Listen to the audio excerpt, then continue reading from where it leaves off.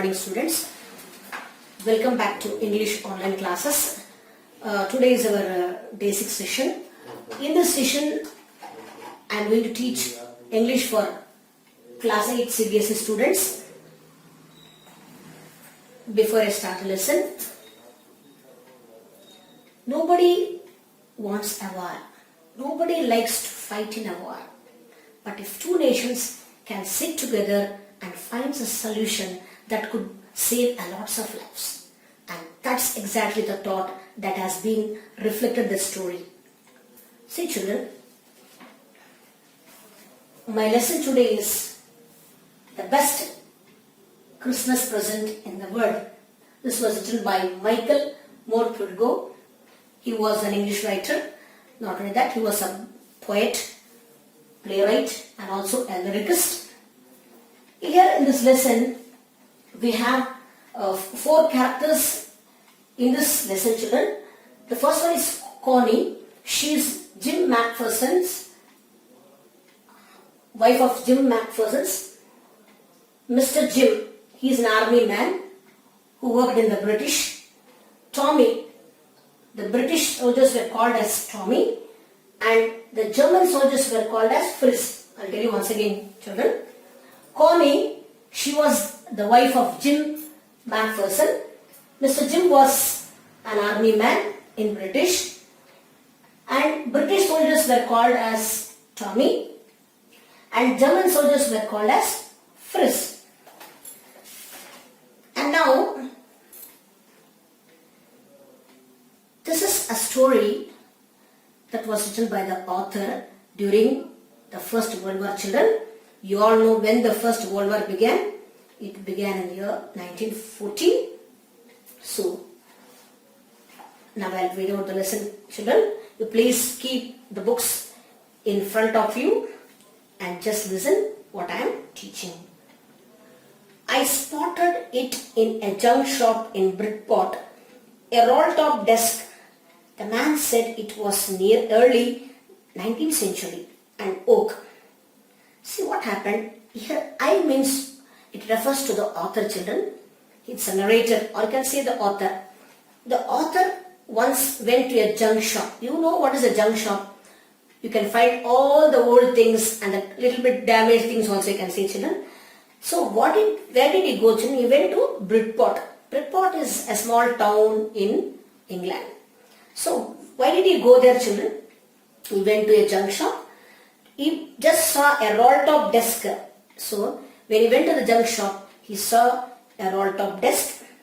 The man said it was early 19th century one.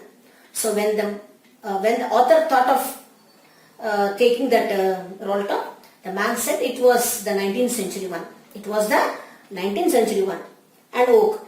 I had wanted one, but they were far too expensive. So the author thought, because he liked all the old things, he thought, yes, this was the right thing I want, he thought. But he thought it would be a little bit expensive, he thought. Because old things cost little bit expensive also, children.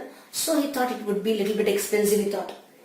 This one was in a bad condition. The roll top in several pieces, one leg clumsily mended. So when he just saw the condition of the roll top desk, it was in a bad condition. It was in a bad condition. The roll top in several pieces, it was very damaged also. Not only that, one leg clumsily mended. One leg was completely damaged and mended means it should be get repaired. Mended means it should get repaired. He thought one leg is completely damaged, it should get repaired. Scotch marks all down one side. Scotch marks means burn marks. Means it has been burnt also. The roll top desk has been burnt. In some places we can just find the burn marks. It was going for very money. I thought I could restore it. So he thought that it is an expensive one. He thought in his mind. But the shopkeeper was going to give for a very less, but not a high price, very less price. He thought, okay, it is going to come for a little money. I thought I could restore it. He thought he could restore it means he can repair it. Anyway, it is a damaged one. I can take it and just get it repaired.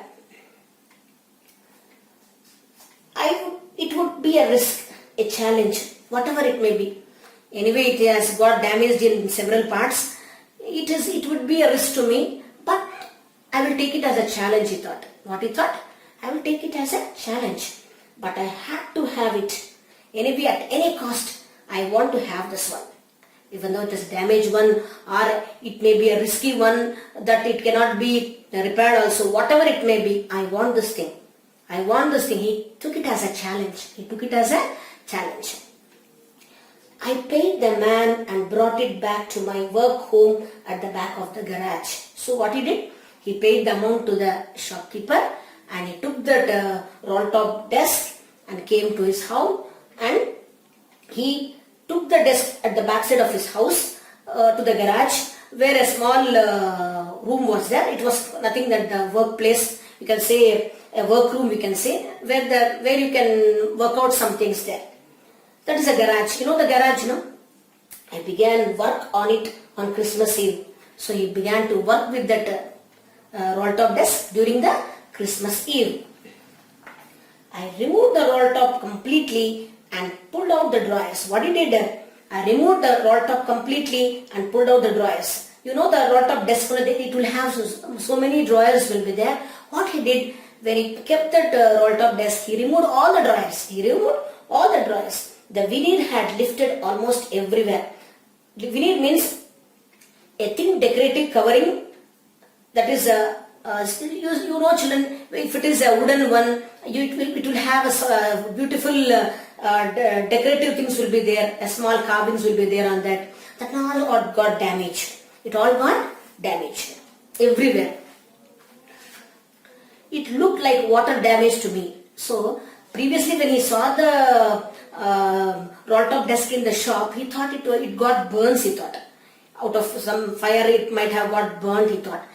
But now he think it has been damaged because of water also. Because of water also. Both fire and water had clearly taken their toll on this desk. So he thought this roll-top desk has completely damaged, not only with the fire, with the water also. So it has been completely became damaged of water and fire. The last drawer was stuck fast. I tried all I could do to ease it out gently. So what happened? I told he completely removed all the drawers, no? But one drawer was very completely tight. It was stuck inside. So he tried his best. So I tried all I could do to ease it out gently. First he tried very gently to take it out because he pulled all the drawers very easily. But one drawer was very tight. He tried very gently first because he thought it will come out. In the end, I used brute force. Brute force is blunt force, very hardly. First he tried very gently, then he thought it is of no use. I have to apply more pressure on that to remove the drawer. I struck it sharply with the side of my fist and the drawer flew open to reveal a shallow space underneath. So he put all his pressure to the fist, means with the hand. He just put very hard to the desk, to the drawer, and just he opened it.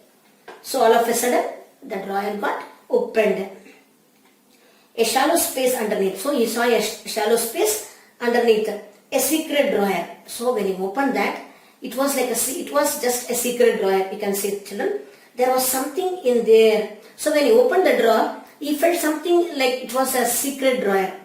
We can just say why it is like a secret drawer. Let me tell you, children. There was something in there. There was. All the drawers were completely empty, but the drawer which was hardly stuck up, when he opened it, he thought it was something. It was very secret drawer because something was inside in that. Something was inside the drawer. So he thought it was a secret drawer, children. There was something in there. I reached in and took out a small black tin box. So he thought it was a secret drawer, something he found inside. When he saw inside, what happened? He just kept his hand inside the drawer and he reached and took out a small black tin box. He saw a small tin box. It's like a cigar box it will be.